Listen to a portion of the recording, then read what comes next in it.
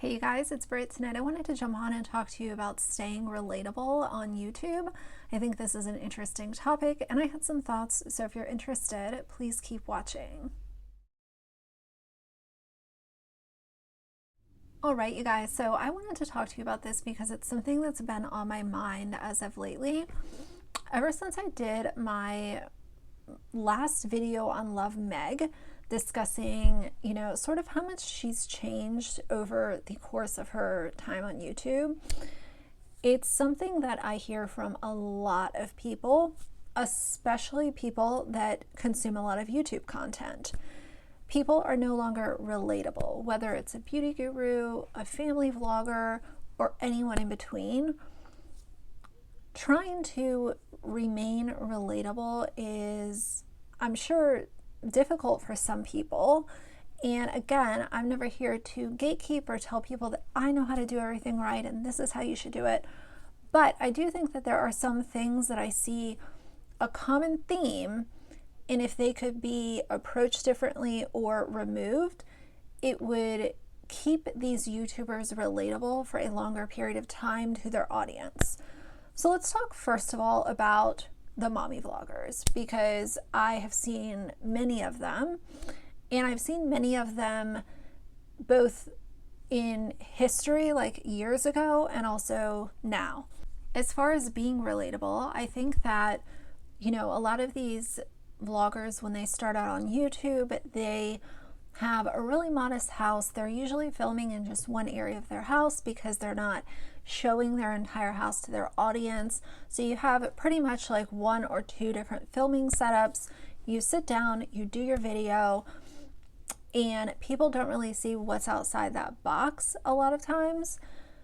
However, as time goes on, you will see the content shift, and as they gain popularity, they obviously are gaining more financially as well. And that's where you start to see these vlogs sprinkled in of we're building a house, or new house tour, or Christmas decor tour. A lot of these types of videos start to be sprinkled in where you can see what's not in their normal filming setup. A lot of times I think, aside from the aesthetic of not being relatable anymore, it also comes down to the personality of the YouTuber. And a lot of people, once they start to gain momentum and their net worth increases as they're gaining popularity on YouTube, there becomes this sort of arrogance that a lot of people have. And I want to make it very clear too that there is a very obvious difference between someone being arrogant versus someone being confident with themselves and feeling good about themselves. And I think everybody should love themselves and have all the confidence in the world. But the general public, people who watch YouTube or spend time on Instagram, can tell the difference very easily from someone who is arrogant because they're getting more popular versus someone who is confident and has always been that way, no matter what the size of their channel is. And I'll use myself as an example. If you go back and look at my first 10 videos on YouTube, I look at the girl that was doing those videos, and even though it wasn't even that long ago, I look at her and I'm telling her, you are not showing the confidence that you have inside of you. Because I was shy and I was unsure if one person was going to watch my video. I had no clue how to be confident talking to a camera. I hadn't figured that out yet. But as time went on, I was able to figure that out. So the ego and gloating sort of attitude is one part of it. And then obviously the other part of it has to do with money. And a lot of times you'll go from seeing mommy vloggers and influencers, more mommy vloggers, go from, just showing what they do day to day. They might have a full-time job. They're showing what they buy at the grocery store. And then it transitions to them becoming full-time YouTubers and showing the Range Rover that they bought, the new house that they bought, consistently buying stuff, going on endless hauls all of the time. I'm going to do another video on consumerism and influencers, because I think that's a really interesting topic to dive into a little bit more. So that'll be a separate video. But you see this shift in their content where instead of showing a grocery haul once a month, it goes to once a week. And on top of it, they're also showing all of these other things that they're buying, how they're blowing their money. And it is shocking. Most people who consume this content cannot relate to that because they are not spending $400 a week at Target and $1,200 at Costco. So when it comes to shifting this content, yes, they're doing it so that they have stuff to put onto their channels, but it's like they have no self-awareness to say, maybe this isn't relatable to my audience. The women that I'm trying to empower are not going to be able to relate to me spending $400 at Target on stuff that I really don't need. In between not having any self-awareness and a lot of people just wanting to show what they're buying with their money, that's where you get into this territory of the subscribers feeling left out and feeling like they can no longer relate to the YouTuber. You might have someone who goes from driving a Honda Civic to showing their brand new Mercedes that they bought after they started doing YouTube full time. And I think that's one of the hardest things as a subscriber to go through, is to watch someone grow their platform. And when they're small, you can relate to them because they're, just a normal person making videos. And then it goes to this person who's living in a $10 million house, has the luxury handbags and the cars, and is constantly blowing money. Nobody can relate to you anymore. And when those concerns are brought to the YouTuber, most of the time they're ignored or you're called a hater. And that can be really frustrating for a subscriber. I was one of the ones that put you in this position, and now I'm raising my concerns and I'm called a hater. That is beyond frustrating. I do try to put myself in other people's shoes, and I'm a YouTuber. I don't really know if I would say I'm a YouTuber because I'm not doing it full time. It's a hobby, but I do make content on YouTube on a normal basis.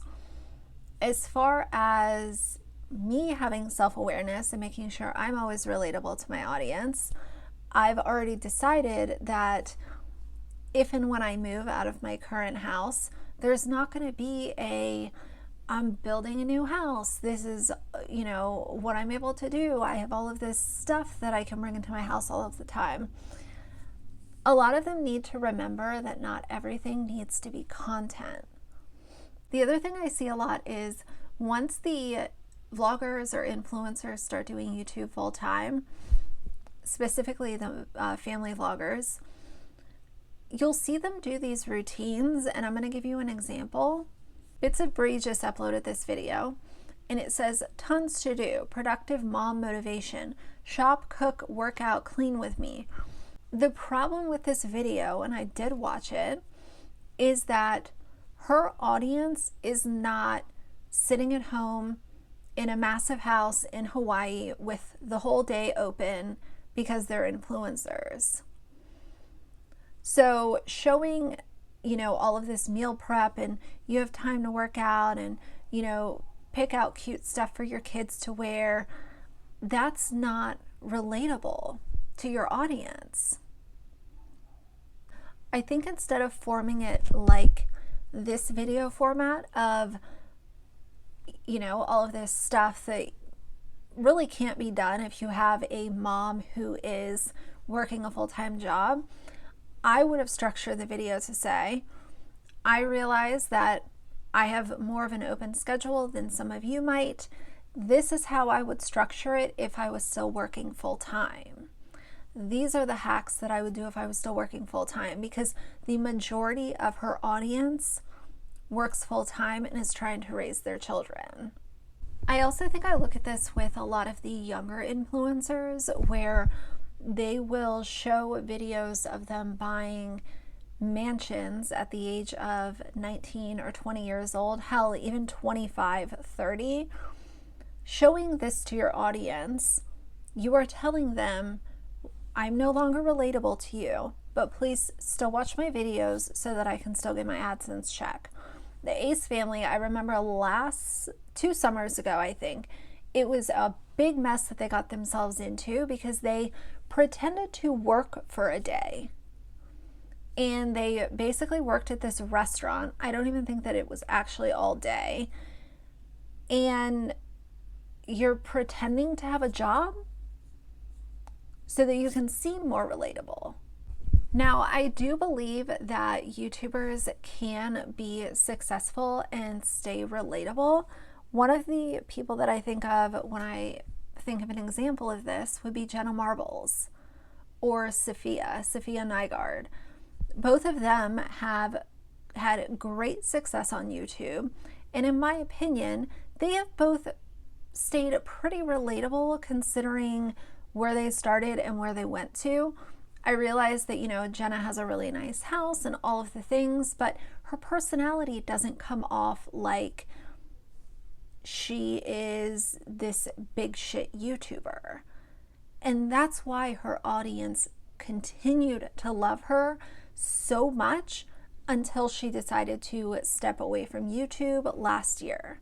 And I'm not saying that she's not problematic. I am just talking about her being relatable during her time on YouTube. Someone else that I think of that's a great example of this is Christine from Simply Nailogical. She, to my knowledge, still has a full-time job. She could have quit her full-time job years ago. She has her own business. She's a YouTuber. She still works a full-time job, and she is still relatable to her audience because she hasn't put herself above them because of her net worth. I can just really sympathize with the subscribers who support small YouTubers, watch them grow and build their channels, and then feel frustrated when that YouTuber is all of a sudden showing up one day in a Lambo, head-to-toe Gucci, a Louis Vuitton backpack, and they're building a custom home. I feel for the subscriber, and I've said it from very early on, I have watched some of my favorite YouTubers go from very relatable to very unrelatable, and I feel like I was involved in watching that for a reason because it is something that I have used as a huge lesson. And I vow to every single one of my subscribers that no matter where my journey on YouTube takes me, I will always be relatable to you guys. I will never shove wealth in your face or money in your face or anything like that. That is my vow to my subscribers because I know how frustrating it is and how frustrating it can be. Because it's just obnoxious. And then you have YouTubers like Shane Dawson, who is extremely wealthy, but then wants to act like, oh, poor me, I don't have any money, which is even more obnoxious. So I think the solution to all of this, the feasible solution, would be don't get too far from where you started. Even as your wealth grows, remember the image that people had when you were smaller and your channel was growing. Do not come and complain that your private jet flight got canceled, until tomorrow, and, like the Ace family complaining about how big their house is, pretending to work for a day. All of these things are not relatable. It's the same thing with the mommy vloggers. Their day-to-day routines and the videos that they show are not relatable to their audience, and I don't think that most of them care, but I do think that those videos could be structured in a way that caters to stay-at-home moms that have all day, but also women and men that are working all day to provide for their family. There can be a meet in the middle, common ground way to structure these videos, in my opinion, but what do I know? The last thing that I'll say is if you are someone watching this video and you watch family vloggers and you enjoy them, The one thing that I would encourage everyone to do is, especially if you're a parent, do not ever compare yourselves to a family vlogger or a mommy vlogger. You are doing amazing and you are doing everything that you need to do to raise your family. Do not, sit at your desk at work or come home and sit on the couch and watch these influencers and feel like I need to go buy that for my kids or I need to be doing this in my house. You're doing just fine. If you're going to use YouTube as just entertainment, fantastic. That's what I do too. But you're doing amazing. Do not compare yourself to these fake influencers with their unrelatable, phony content. So that's going to be it for this video. Just a few thoughts. But for now, if you liked it, please leave a like and a comment. And if you'd like to see more from me in the future, please subscribe. I'll see you guys soon. Bye.